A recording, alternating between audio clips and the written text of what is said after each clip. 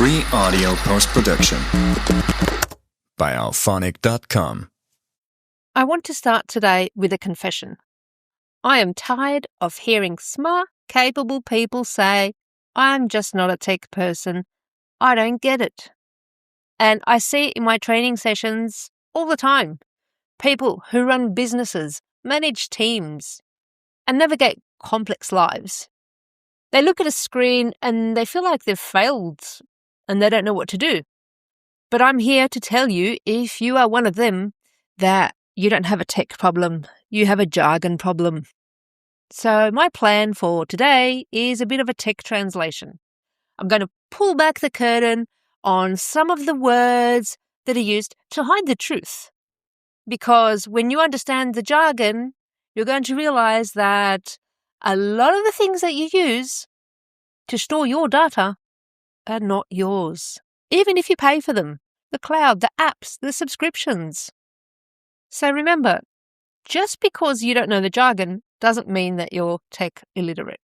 And one of the things we're going to talk about today is Sass.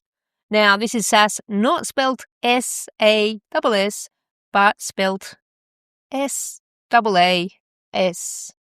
A few people might pronounce it differently, but honestly, I prefer Sass because when you're in a hurry or you have an important presentation or meeting, you know that your software will come with a lot of attitude.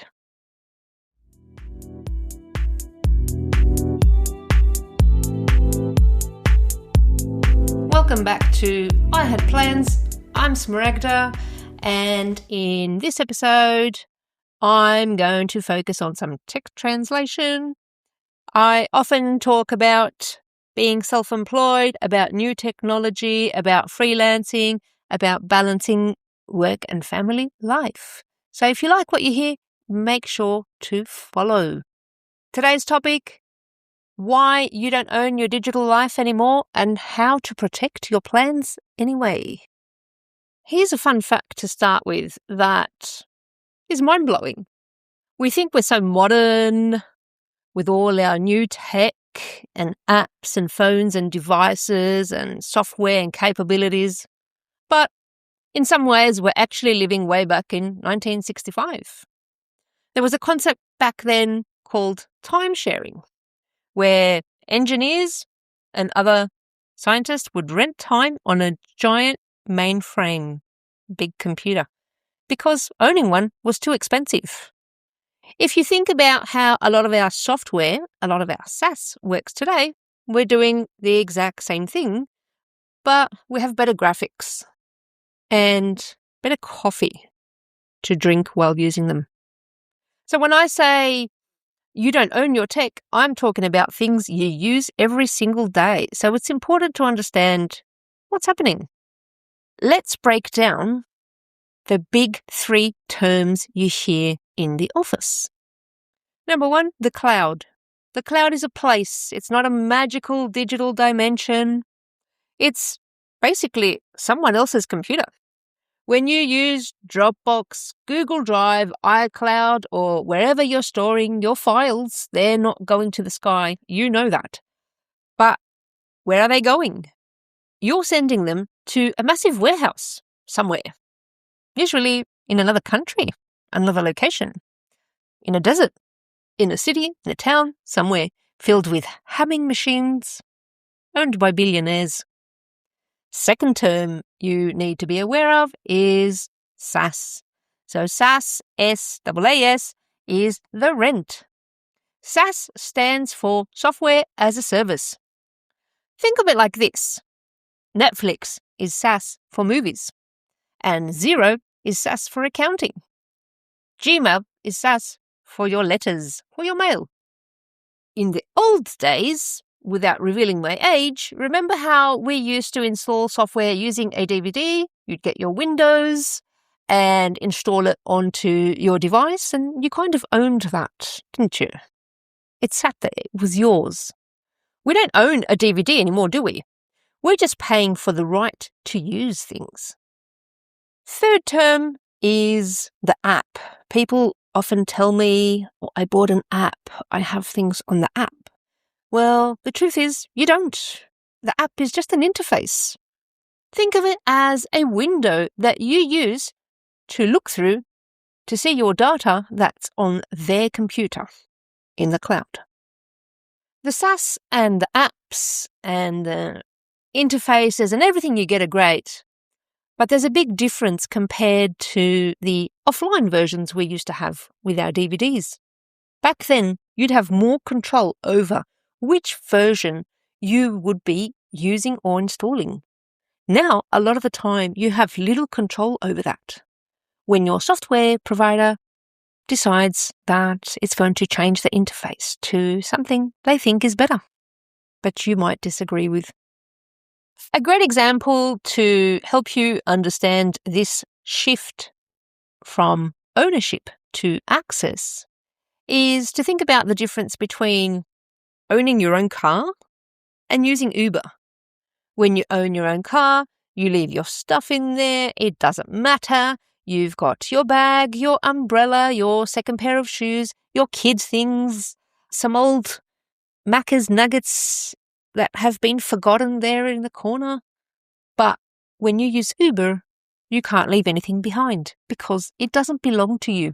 You're paying for the service. In the business world, a great example is Xero or other accounting software. You have access as long as you've paid for your subscription. So if you had plans to do your bookkeeping on a Sunday night when the kids have gone to bed and log in but haven't renewed your subscription because your credit card expired or for some other reason, you won't have access to that after a certain period of time. And of course, you'll receive the email reminders, but how many emails seriously can you keep track of? Now, I'm not here to tell you that cloud services, SaaS services, and all the technology we are using now is not good. It's great. One of the biggest advantages, scalability. In the entertainment world, that means your Netflix won't crash, or shouldn't, when everyone watches the same show. In the business world, that would mean that when your website is getting more visitors, more traffic, and you need to increase your bandwidth or you need more storage for your website, you don't have to physically go out and buy another hard disk. You just flip that toggle on your website hosting provider and increase the storage space, increase the memory, increase whatever needs to be increased. And of course, you'll get the bill to go with it. Here are some practical tips, though, to make sure that you protect your data and you understand what you need to do when you're using cloud services. Number one, the local rule. What does local mean? It means something is offline. If you have a file that's very important for tomorrow's presentation, don't let it sitting in the cloud. Have a backup. Download it to your device. Now, when you are using file storage, you need to make sure the location you download it to is not actually a cloud storage folder. Tip number 2, the export habit. So once a month, you need to make sure you export your data and keep a backup. You can adjust this depending on your business size, your needs, and what kind of software you use. But it's always a great idea to have all your important information in more than one location. An example of this is an external hard drive, which you can connect to your device. Tip number 3 is to keep reminding yourself that you do understand tech. You are smarter than the jargon. Just because you don't know the technical term, it doesn't mean you can't do it. And I think that's the most important part. When it comes to tech, a lot of it comes down to confidence. People are afraid to press the button because they might break something. But you do know what you're doing most of the time. It's called software as a service and shouldn't become software as a stressor. So all you need to do is make sure you keep copies of data that's important to you. And don't forget, the service is for their profit and the data is for you. So don't let the convenience of the cloud make you lazy about your ownership. If you found this helpful, take 5 minutes today. Download one important file or one important folder from the cloud and save it to your local device or your external hard drive. Your future self, the one that has the big plans, will thank you. So do it for that version of yourself, the one that has a big deadline coming up. Thanks for listening to I Had Plans. If this tech translation helped you feel a bit more confident about your computer today, share it with a friend who's currently staring at a black screen, wondering what to do next. I'll talk to you again next week.